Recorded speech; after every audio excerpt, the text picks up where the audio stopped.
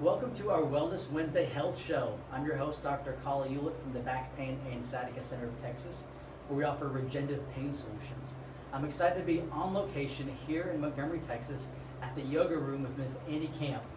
Annie, thanks for allowing us to come here today. Annie, tell us a little bit more about when you say yoga, right? For some of our patients listening out there, this may be the first time they're hearing the word yoga, or they may be thinking of a scene in the movie of Downward Dog, but what is yoga? So I think a myth I have to take off the table right away is that you have to be flexible to do yoga. And that's what holds so many people back. That is a myth. You do not have to be flexible. You do not. In fact, Okay. that's why you should be doing yoga. People come, you need to come to yoga because you are not flexible. You want that flexibility so that you can come out of pain, because that stiffness and rigidity is going to cause a lot of pain in the body. So if you're sitting at home and you're thinking, oh, I can't go to yoga because I'm so inflexible, then come to yoga and get your flexibility back. And that's one of the reasons that I reached out to you is, we help our patients get out of pain. We know that there's two components when it comes to muscle balance. There's strength and flexibility. And we can only help them so much, but as far as longevity-wise, we know that people are going to go home and they're either going to work maybe sitting down or standing, and if they don't maintain proper care of their muscles and their body, conditions return. So that's where we love pointing them in the right direction to say, hey, we got you out of the crisis, but now you need to maintain the body, and this is a place to do so. Now you have an interesting story. I read a little bit on your website, and you traveled around. So tell us how you got into yoga and the journey that you've been on. Okay, so I've been in fitness all my life. I'm 60, and I've been in fitness really since I was 18, teaching it and leading it in some way or another. And through most of my fitness journey, I never did yoga. In fact, it was yoga schmoga. Who does yoga? Nobody does yoga. I want to be strong. I want to get in there and just kill it. And then I started having a lot of pain in my knees, a pain in my body, because I had been slamming it and working so hard in all the other areas of fitness. And my daughter said to me, Mama, let's go do a hot yoga class together. And I'm like, oh, yoga. But I said, okay, I'll go. And so I went to my first hot yoga class, 90 minutes. Back then it was a Bikram yoga class. And that was it. I never looked back. You were hooked. That was it. I never looked back. I did 90 minutes. That was what it was. Every day I did an hour and a half in a hot room of yoga every day. So what was it, coming from a fitness industry where you're used to the typical kind of, push it, more, harder, lift heavier. What was it about that yoga class that said, hey, this is something that's for me? It spoke to my spirit. I had been neglecting that part of my health and well-being. And when I got in the room, there was no music. I was just being guided by somebody else through this practice. And all of a sudden I was breathing. Really breathing, not just automatically. When you go into a gym, you just go around busy. When I got in this room, it made me just like, whoa, everything pulled in. It was just like everything came into my heart. I created sound around my breath. All of a sudden, I talk about this a lot in my classes, marry your mind to your body and your body to your breath. And I had this amazing marriage to my whole body, this holistic approach to my health and well-being, spiritually as well as physically. I think that's so important and so neglected. We know with the health triad, right? There's mind, there's body, there's spirit, and sometimes we try to individualize them. Well, I'm going to work on my mind over here, my body over here, and my spirituality over here, and we try to do them separately. But I love how when you gave me a tour a few minutes ago, which if you see me, I'm sweating because we did a tour into the hot yoga room, which it's hot in there. It's hot. I'll tell you that. It's hot in here. But I loved how you said you incorporate anywhere from 5 to 15 minutes of meditation at the end of each yoga session. Why do you do that? So when you've gone through this amazing journey, I often refer to yoga as a journey. You start at one point, you come into the room, you're kind of stiff, and then at the end of the journey, you have this whole different light within you. You have let go, you've unwound the mind, you've unwound the body, and now you're open. You're very open. Your heart is open, your mind is open, your body is open. So when you're that open, I then want you to sink into stillness and peace, and to find that stillness and peace. Usually when you finished your health regimen, I'm done, off you go, and you're back into that rat race. When I want, at the end of this practice, I want you to pause. I want you to say, thank you, body. Thank you, breath. Thank you, planet. Thank you, earth. I love that because it creates, in healthcare we call it the stress, the sympathetic and the parasympathetic. Those are just medical terms for the fight or flight response, or the rest and digest, the more calm. And in today's society where we have smartphones, tablets, news 24/7, social media 24/7, we're constantly in this fight or flight, high adrenaline state, which creates just a breeding ground for illness.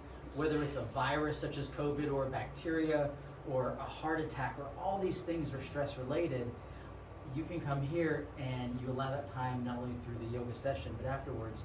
I call it calm the brain. Yes. We gotta calm the brain, because as soon as we walk out of here, we're gonna check our cell phone, right? Yeah. There's spouses, there's kids, there's work responsibilities, and then that stress level is gonna go right back up. So here it sounds like an opportunity to unplug, recharge, reconnect, and take care of the individual.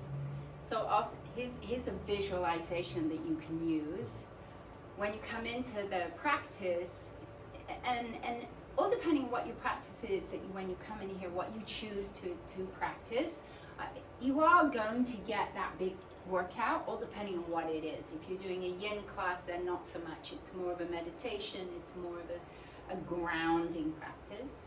If you do a hot, then it's a yang, and there's a lot of heat in the body, a lot of energy is produced. And so what I like to use is the analogy of a snow globe.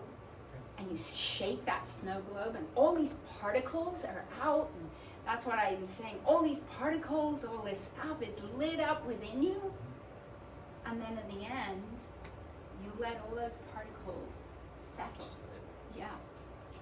That is a good analogy. Yeah. That is. Now, when someone comes here for the first time, what should they expect?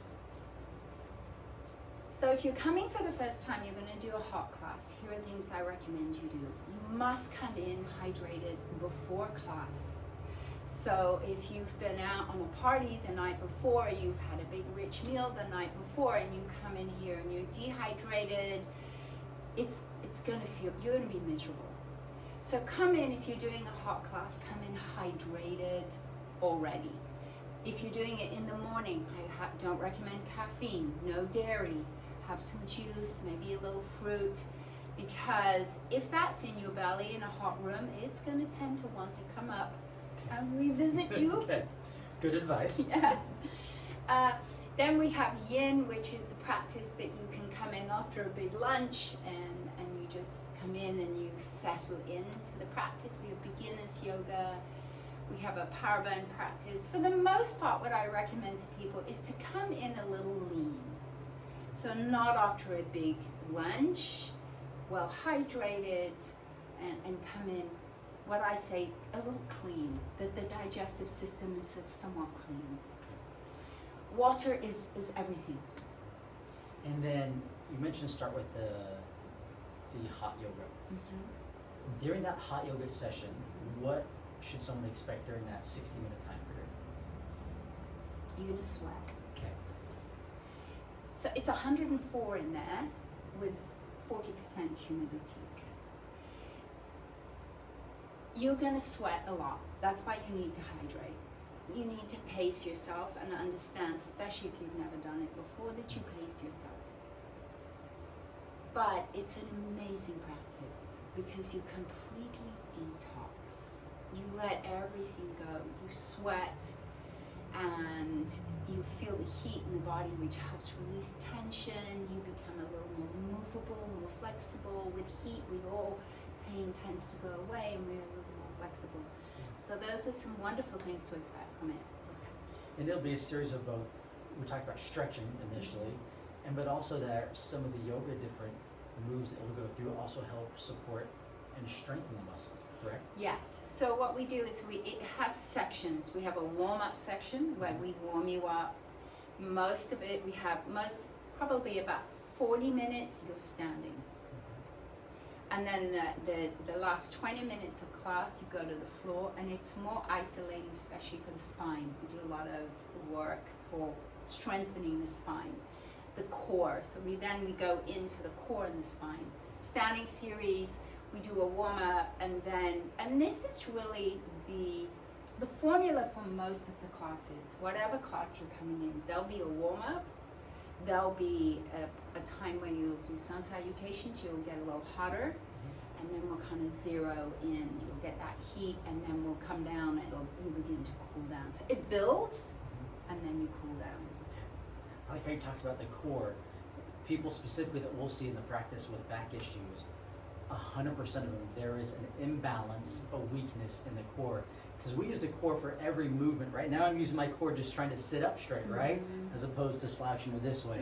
Any motion, a twist, when I brush my hair, brush my teeth, open a door, drive my car, any motion involves the core.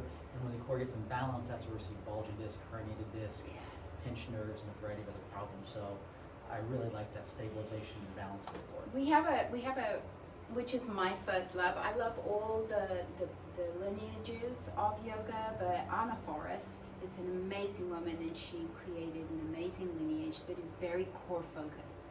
And I teach a class here called Forest Yoga, and there is probably 10 minutes that is purely focused on the core.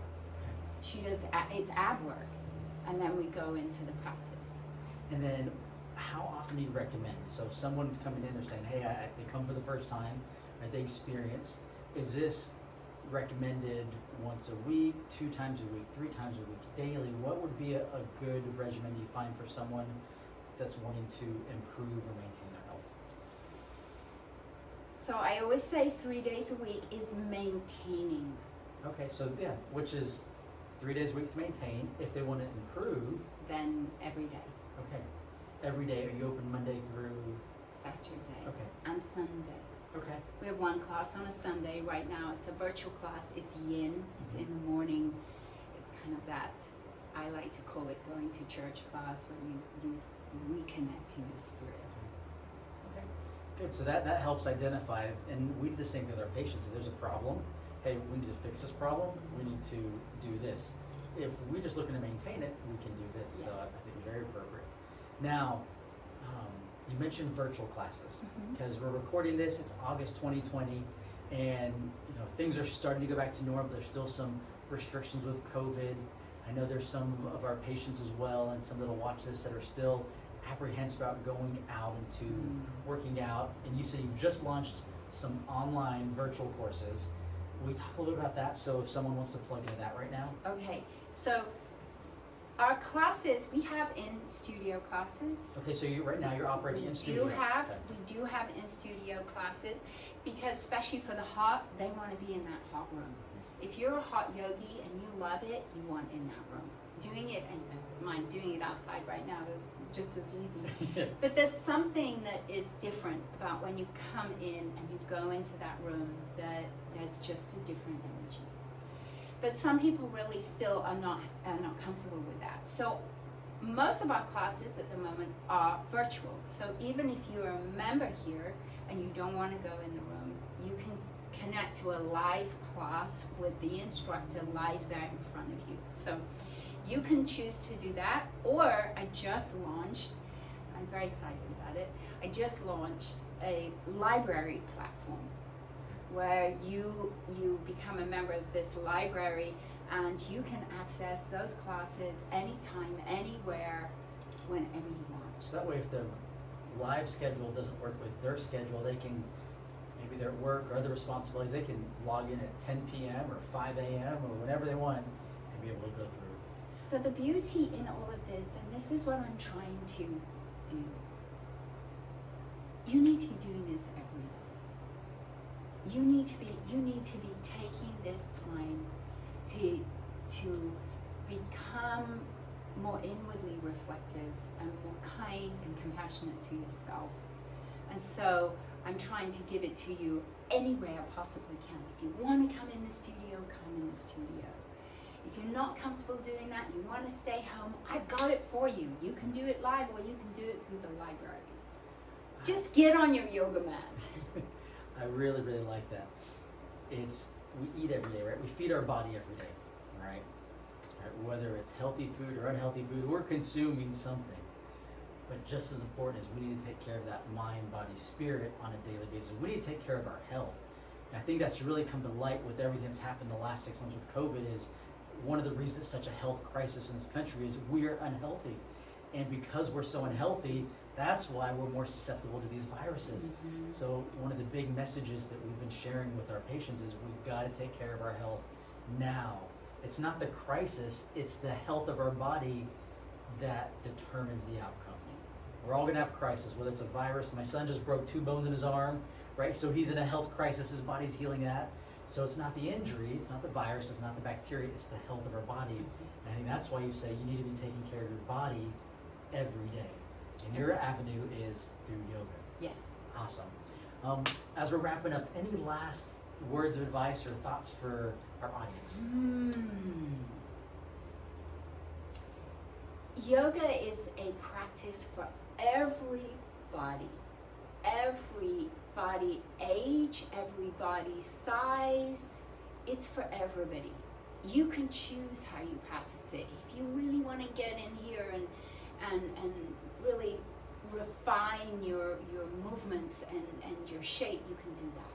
If you want to come in, and not just this studio, right? If you live somewhere else and this isn't convenient for you, find a yoga studio near you. Go in. What does it feel like? Meet the people who own the studio. You know, connect to you and your spirit as well. Awesome.